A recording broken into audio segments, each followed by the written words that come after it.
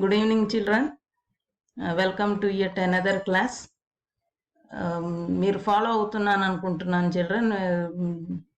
ఒక running notes పెట్టుకోండి, వింటుండండి. ఒకవేళ రికార్డెడ్ కాబట్టి ఏమన్నా అర్థం కాకపోతే మళ్ళీ వినండి, నాకు ఫోన్ చేయండి. అర్థం ఏమన్నా డౌట్స్ ఉంటే ఫోన్ చేయండి. ఇందాకే హర్షవర్ధన్ చేశాడు, అంటే కొంచెం తెలుగులో చెప్పండి అని అన్నాడు. అది చాలా సంతోషం వేసింది.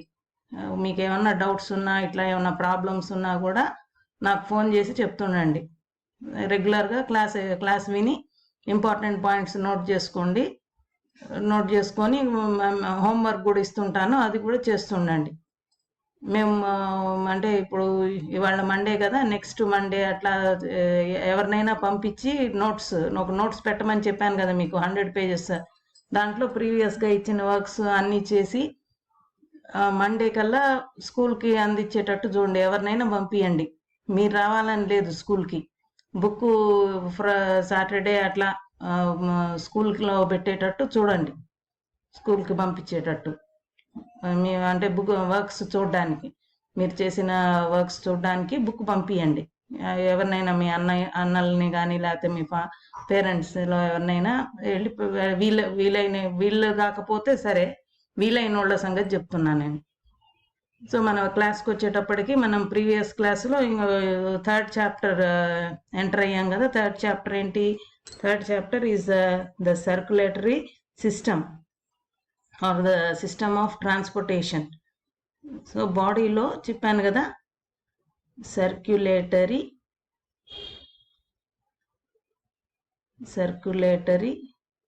సిస్టమ్.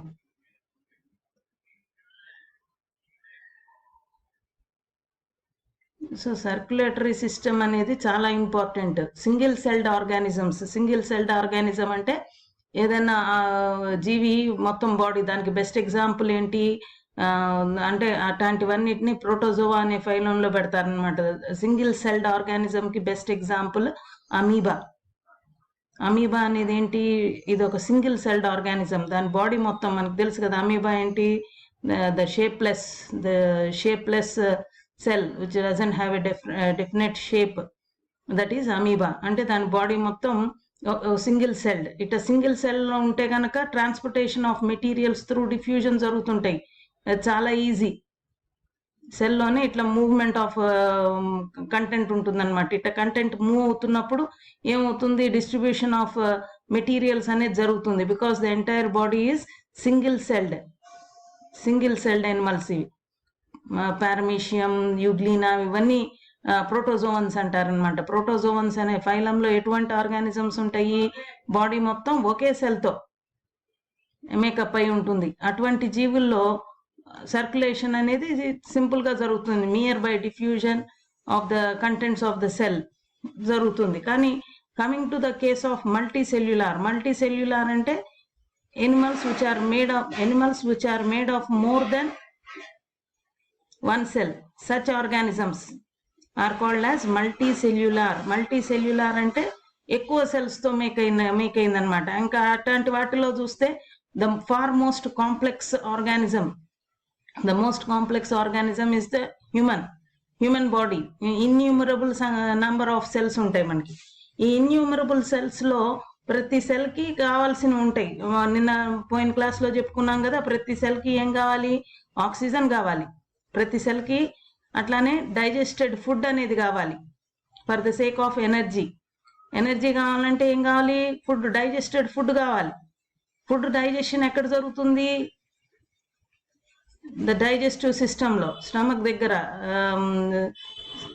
దగ్గర డైజెషన్ జరుగుతుంది. ప్రీవియస్ క్లాస్లో చూసారు కదా. Digested food is absorbed by the villi, finger shaped structures. విల్లీలో what do the villi do? They absorb the digested food. పోయిన క్లాస్లో చెప్పాను మీకు, డైజెస్టెడ్ ఫుడ్ అంటే complex materials are broken down into their simplest forms. అంటే ఆ విధంగా పోయిన క్లాస్లో చెప్పాను కదా. కార్బోహైడ్రేట్స్ దేనిగా మారుతాయి? At the end of digestion what is the end product? Carbohydrate gets transferred into carbohydrate దేనిగా మారుతుంది డైజెషన్ పూర్తయ్యాక? Very good. కార్బోహైడ్రేట్ గ్లూకోజ్గా మారుతుంది బాడీలో at the end of digestion. అట్లానే ప్రోటీన్స్ దేనిగా మారుతాయి? ప్రోటీన్స్ అమైనో యాసిడ్స్ గా మారుతాయి. ఫ్యాట్స్ దేనిగా మారుతాయి?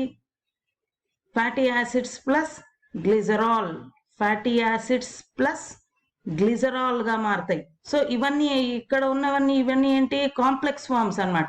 దాని సింప్లెస్ట్ ఫార్మ్ ఇది, ప్రోటీన్ కాంప్లెక్స్ ఫార్మ్.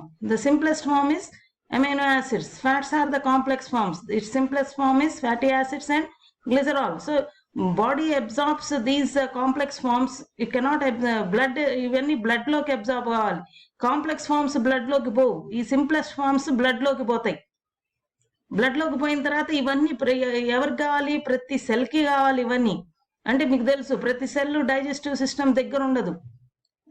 ఇప్పుడు ఫింగర్ టిప్స్ లో ఉండే సెల్స్ కూడా ఇవన్నీ కావాలి. అట్లానే ఆక్సిజన్ ఎక్కడి నుండి లభిస్తుంది? లంగ్స్ నుండి. లంగ్స్ దగ్గర ఉండవు అన్ని సెల్స్. సో లంగ్స్ దగ్గర నుండి oxygen has to be carried to every cell. మళ్ళీ సెల్లో మళ్ళీ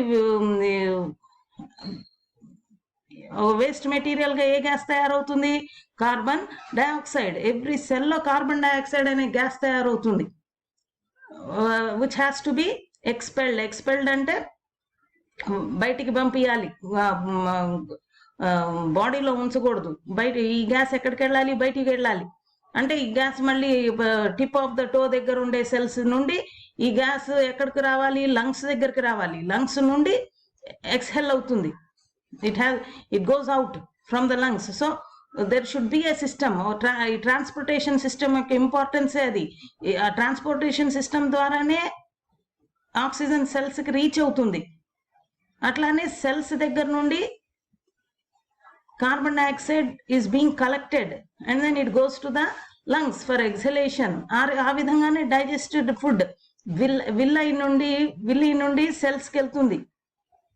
digested food for every cell. అక్కడ నుండి digested food will be carried through the circulatory system and then from after metabolism. అంటే డైజెస్టెడ్ ఫుడ్ మెటీరియల్స్ మన దేనికోసం అసలు ఫుడ్ మనం తినేది? Energy gain, energy. ప్రతి సెల్ కి ఫంక్షనింగ్ కి ఏం కావాలి? It requires energy. అవి వాడుకున్న తర్వాత ప్రతి సెల్ లో మళ్ళీ ఏం ఫామ్ అవుతాయి? There is the formation of wastes, వ్యర్థ పదార్థాలు ప్రతి సెల్ లో ఫామ్ అవుతాయి. అవన్నీ ఎక్కడికి వెళ్ళాలి? They have to go to the metabolic waste. ఇవన్నీ ఎక్కడికి వెళ్ళాలి? They have to go to the chief organs of the excretory system. So kidneys ద్వారా ఇవేమవుతాయి? They will be liberated into the outside. లేకపోతే ఇవన్నీ బాడీలో ఉంటే ఏమవుతాయి? విష పదార్థాలుగా మారుతాయి. సో అది ఆ విధంగా this is the importance of the circulatory system. అంటే బయట పోయిన క్లాస్ లో చెప్పాను కదా, బయట ట్రాన్స్పోర్టేషన్ ఎంత ఇంపార్టెంటో ఆ విధంగానే బాడీలో కూడా ట్రాన్స్పోర్టేషన్ సిస్టమ్ అనేది ఒకటి ఉండాలి. It's that important. సో ఇప్పుడు మనం మన బాడీలో వచ్చేటప్పటికి సర్క్యులేటరీ సిస్టమ్ లో ద చీఫ్ ఆర్గన్ చెప్పచ్చు. Chief organ of the circulatory system is nothing but you have the chief organ ఏంటి? The heart.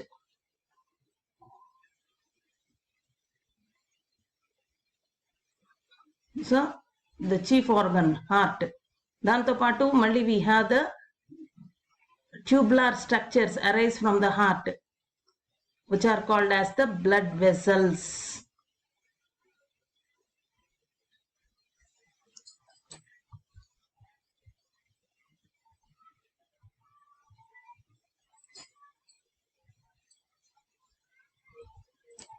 Blood vessels. Blood vessels and the fluid connective tissue, that is the blood. So they play a key role. So manaku telusu, we know that the heart, we'll discuss about the heart afterwards, and these are the tubular structures that are present. Among these blood vessels, again we have three types. Blood vessels are of three types. First, arteries. First type of blood vessels, arteries. ఇవి ఒక రకం. తర్వాత veins. And then మూడో రకము you have the capillaries. ఇవి 3 రకాల blood vessels.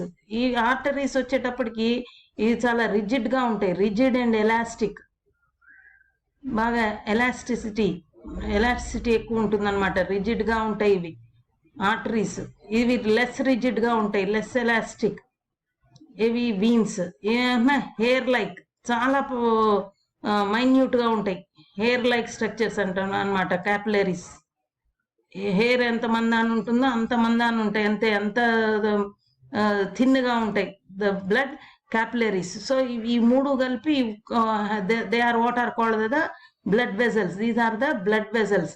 ఇప్పుడు ఈ 3 ఫంక్షన్ ఏంటి అంటే గుర్తుపెట్టుకోండి, ఇవన్నీ చాలా ఇంపార్టెంట్ ఇది 3rd లెసన్లో. Arteries always carry pure blood. ఆర్టరీస్లో ఫ్లో అయ్యే బ్లడ్ ఏంటి?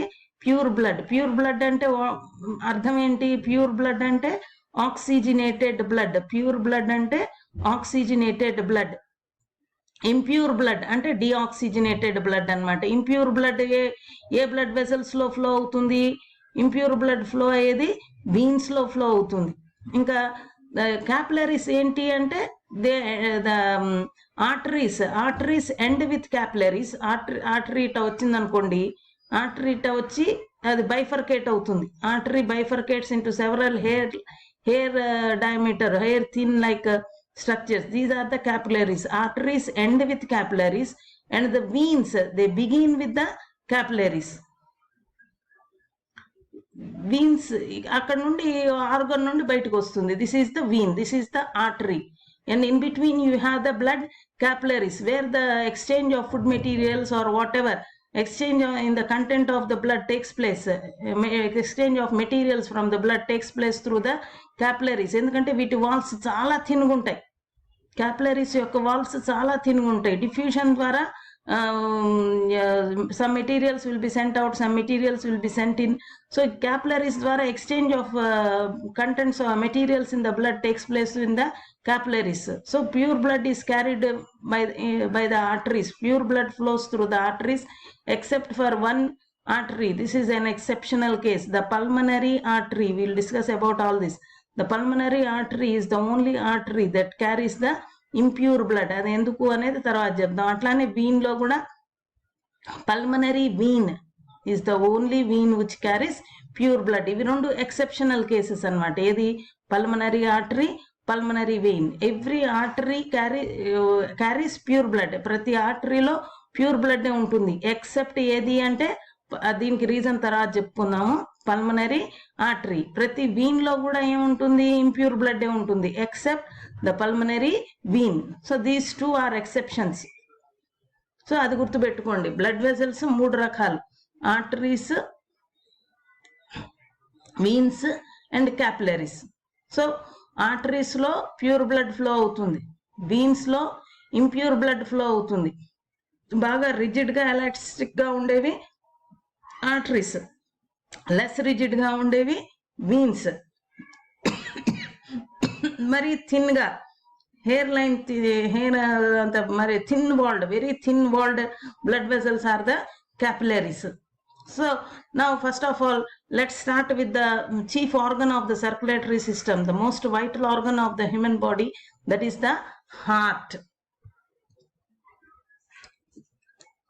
So heart.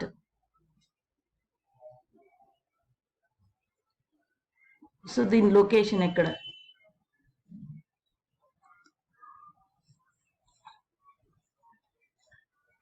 Heart ekkada untundi? Location of the heart. Heart is present in between the lungs మధ్యలో.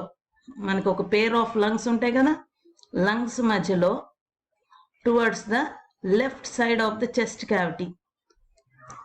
Left side of the chest cavity అంటే మన body మొత్తాన్ని, hands లెగ్స్ని తీసేస్తే మన body మొత్తాన్ని ట్రంక్ అని అంటారు.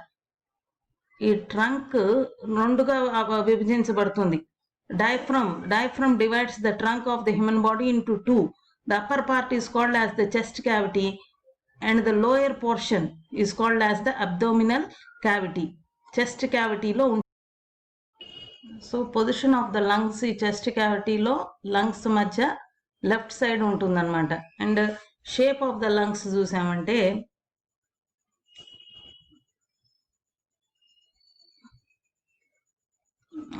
హార్ట్ యొక్క షేప్ కోనికల్ అని చెప్పవచ్చు, cone shaped or pear shaped. Pear అనేది ఒక ఫ్రూట్ అన్నమాట. పియర్ షేప్డ్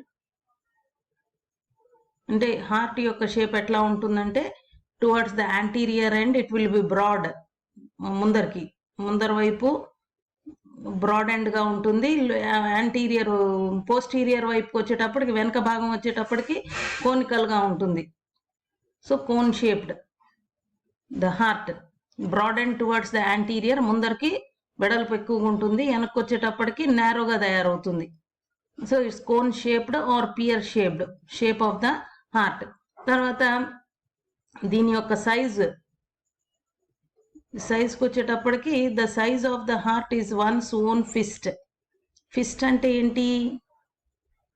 ఫిస్ట్ అంటే ఒకళ్ళ పిడికిలు అనమాట. When you fold your hands, when you fold your fingers, and that is what is called as fist. అంటే పిడికిలి. మన పిడికిలి సైజ్ ఎంత ఉంటుందో అంత ఉంటుంది అనమాట size of the heart. And heart it is well protected. It is protected by the rib cage. Rib cage అనేది ఎట్లా అయితే ఒక పక్షి సేఫ్ గా కేజ్ లో ఉంటుందో అట్లా మన చెస్ట్ క్యావిటీలో కూడా ఒక బోన్స్ తో చేయబడిన ఒక కేజ్ లాంటిది, ఒక పంజరం లాంటిది ఉంటుంది, which is called as the rib cage. ఈ రిబ్ కేజ్ లో పోస్టీరియర్ వర్టిబ్రల్ కాలమ్ ఉంటుంది, సైడ్స్ న రిబ్స్ ఉంటాయి, ఫ్రంట్ న బ్రెస్ట్ బోన్ ఉంటుంది. సో ఈ విధంగా అన్ని వైపుల నుండి బ్యాక్ వర్టిబ్రల్ కాలమ్, సైడ్స్ న రిబ్స్, ఫ్రంట్ న బ్రెస్ట్ బోన్, ఇవన్నీ వైటల్ ఆర్గన్స్. అంటే చెస్ట్ క్యావిటీలో ఉండే మేజర్ వైటల్ ఆర్గన్స్ ఏంటి? లంగ్స్ అన్న హార్ట్. సో ఈ vital organs they will be protected by the rib cage ఉంటుంది. And heart is surrounded by a membrane. Heart చుట్టూ ఒక మెంబ్రెయిన్ ఉంటుంది, that is called as the pericardial membrane.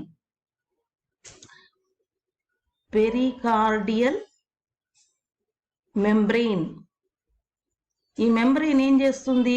ఈ membrane, this is mainly meant for protection.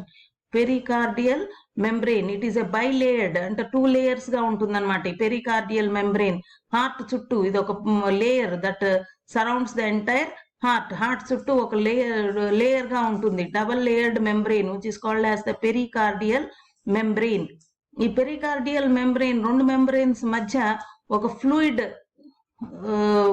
పోతుంది, ఒక fluid flow అవుతూ ఉంటుంది. That fluid is called as the pericardial fluid.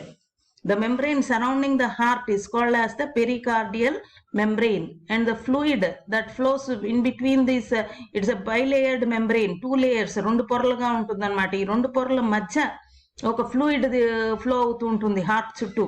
ఆ fluid ని ఏమంటారు? That is called as the pericardial fluid. Purpose ఏంటి? Protection. And it protects the heart from external shocks. బయట నుండి ఏమన్నా దెబ్బలు తగిలినాయి అనుకో హార్ట్ కి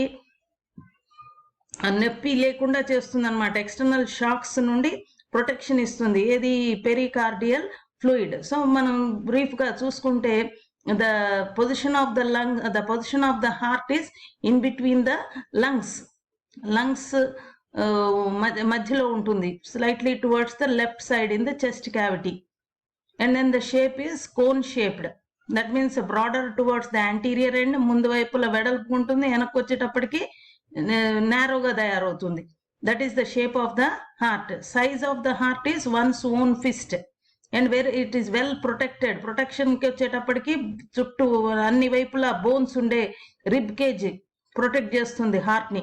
అండ్ హార్ట్ చుట్టూ ఒక మెంబ్రెయిన్ ఉంటుంది surrounding the heart. That membrane is what is called as pericardial membrane which is a bilayered membrane. ఈ 2 layers మధ్య ఫ్లో అయ్యే ఫ్లూయిడ్ పేరేంటి?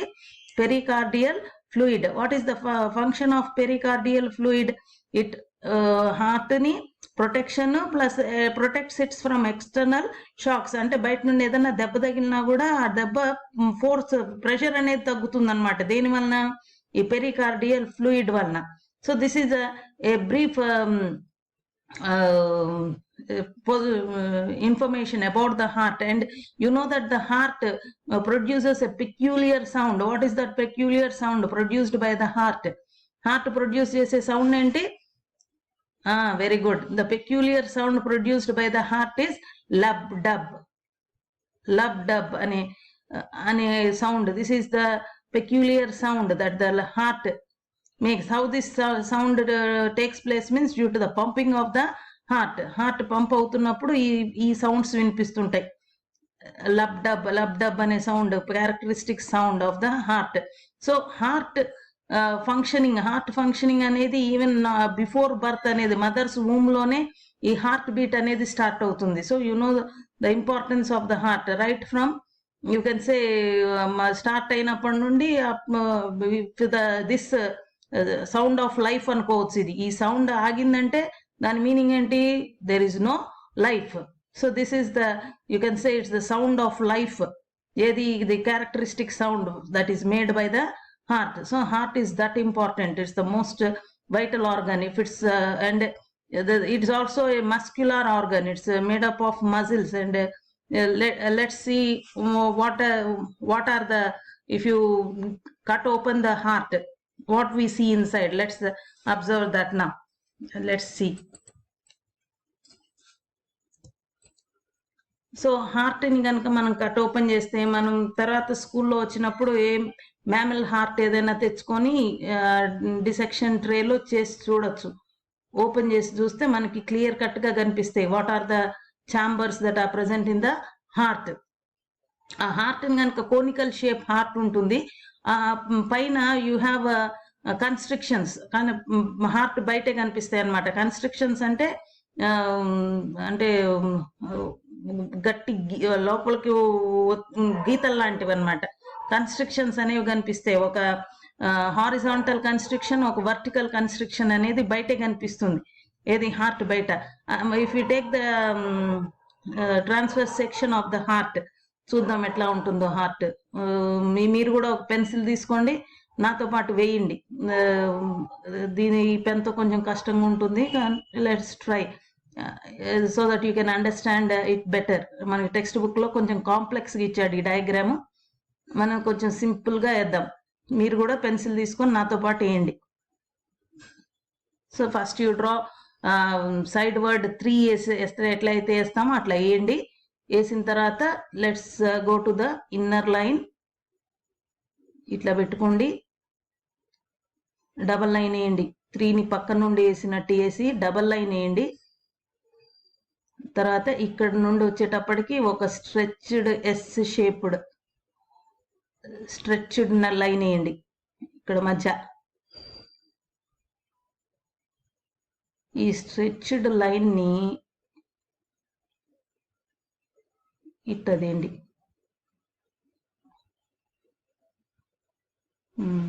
ఈ విధంగా. అట్లానే దీని నుండి కూడా, ఇక్కడ నుండి కూడా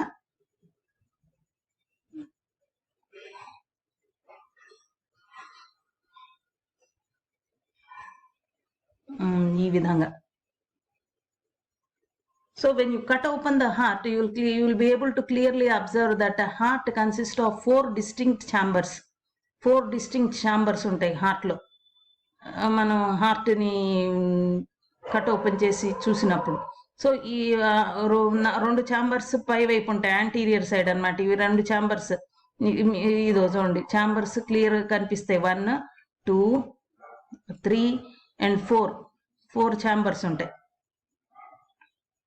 సో ఈ 4 ఛాంబర్స్ లో మనం కనుక చూస్తే, right side of the heart కనుక చూస్తే, రైట్ అప్పర్ ఛాంబర్స్ ఏమంటారంటే, the upper chambers of the heart are called as auricles.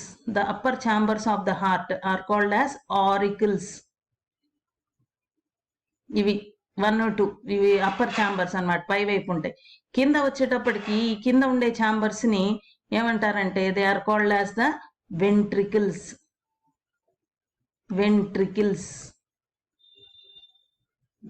The lower chambers are called as ventricles and the upper chambers are called as auricles. ఈ పైన ఉండే ఈ రెండు chambers ఏమంటారు? Auricles. కింద వైపు ఉండే రెండు ఛాంబర్స్ ని it's called as the ventricles. కింద ఉండే రెండు ఛాంబర్స్ ని వెంట్రికల్స్ అని అంటారు. సో ఇప్పుడు ఇవి వాల్స్ అన్నమాట, వాల్స్ ఆఫ్ ద హార్ట్. ఇది మొత్తం వాల్స్ అంటే ఏంటి? the muscles with which the heart is made up of. So these are the walls of the heart. ఇవి కూడా మళ్ళీ ఈ ఆర్కల్స్ ని రెండుగా విభజించారు. రైట్ సైడ్ ఉండేదేమన్నా రైట్ ఆర్కల్, లెఫ్ట్ సైడ్ ఉండేది లెఫ్ట్ ఆర్కల్. సో ఆ విధంగా చెప్పండి. ఇక్కడ ఉండేది ఏంటి? ఇది కొంచెం ఇంకా పెద్దగా ఉండాలి, నాకు కొంచెం నేరోగా వచ్చింది. ఇటువైపు ఉండేది ఏంటి? Right ventricle. రైట్ ఆర్కిల్ కింద ఉండే space right ventricle. Left auricle కింద ఉండే place very good, left ventricle. This is the left ventricle. So these are the 4 chambers of the heart. What are the how many అంటే మనకి simple 1 mark కూడా ఇవ్వచ్చు. How many chambers are there in the heart and what are their names? So human heart లో ఉండే chambers ఎన్ని? There are 4 chambers. And what are they? They are the right auricle, right ventricle, left auricle, and then the left ventricle. So these are the 4 chambers of the heart, which can be clearly seen. మనకి ఈ picture ద్వారా మనకి ఇంకొక we can clearly understand another important thing, that is the auricles are smaller in size when compared to the ventricles. Ventricles చూసారు కదా, space ఎక్కువ ఉంటుంది ventricles లో. ఆరికల్స్ కి వచ్చేటప్పటికి స్పేస్ తక్కువ ఉంటుంది. The space in the auricles is less. Auricles చిన్నగా ఉంటాయి, వెంట్రికల్స్ ఏమన్నా పెద్దగా ఉంటాయి. అన్ని గోడలు కూడా the walls of the auricles are thin. ఇవన్నీ గుర్తుపెట్టుకోవాలి మీరు. వాల్స్ అంటే ఇది మజిల్ థిక్నెస్ అన్నమాట, మజిల్ థిక్నెస్. ఆరికల్స్ యొక్క మజిల్ థిక్నెస్ థిన్గా ఉంటాయి. whereas the walls of the ventricles are thick. Walls of the ventricles will be thick and walls of the auricles will be thin. And the flow of blood in the heart is always unidirectional. Flow of blood flow heart లో ఎప్పుడు unidirectional గానే ఉంటుంది. Auricles నుండి ventricles లోకి blood flow అవుతుంది, కానీ ventricles నుండి auricles blood ఎప్పుడూ పోదు. Blood never flows from the ventricles to the auricles. Blood only flows in one direction, that is from auricles to ventricles. That's why you call the flow of blood in the heart as unidirectional అన్నమాట. Unidirectional. ఈ heart యొక్క muscle it undergoes contractions and expansions undergo అవుతుంది. Contraction అంటే ఏంటి? Muscle దగ్గరకు రావడం. Expansion అంటే దూరం పోవడం. ఆ కంట్రాక్షన్ ఎక్స్పాన్షన్ వల్లనే ఏం చెప్పాను, ఆ sound characteristic sound. What's that characteristic sound? Lub dub అనే క్యారెక్టరిస్టిక్ సౌండ్ ఈ alternate contractions and expansions of the muscles of the heart వలన వస్తాయి. ఈ alternate contraction and expansion of the muscles ని ఏ ఇన్స్ట్రుమెంట్ ద్వారా వినొచ్చు? మనం ఇప్పుడు చాలా మంది డాక్టర్ల దగ్గరికి వెళ్ళి ఉంటారు కదా. ఎవరు డాక్టర్ దగ్గరికి వెళ్లకుండా అంటే ఇంక్లూడింగ్ ఎవ్రీవన్, ఇప్పుడు మీరైనా సరే ఇప్పటిదాకా డాక్టర్ దగ్గర వెళ్లకుండా ఎవరు ఉండరు. సో డాక్టర్ దగ్గరికి వెళ్ళినప్పుడు what does the doctor do? Immediately he makes use of instrument and checks the heartbeat. What is that instrument called? Very good, that is called as the stethoscope.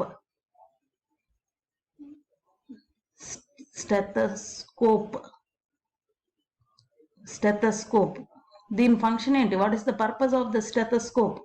ఇవన్నీ మనం school జరుగుతున్నట్టయితే మీకు మీ చేతిలో పెట్టి మీరు కూడా మీ heart beat వినేవాళ్ళు. మన దగ్గర మన ల్యాబ్ లో అన్నీ ఉన్నాయి. స్కూల్ మళ్ళీ రీఓపెన్ అయినప్పుడు మళ్ళీ ఇవన్నీ we'll go to the lab and we'll use all these things. So stethoscope is the instrument that is used by the physician మళ్ళీ కంటిన్యూ చేద్దానన్న టైం అయిపోయింది. Tomorrow I will continue the class.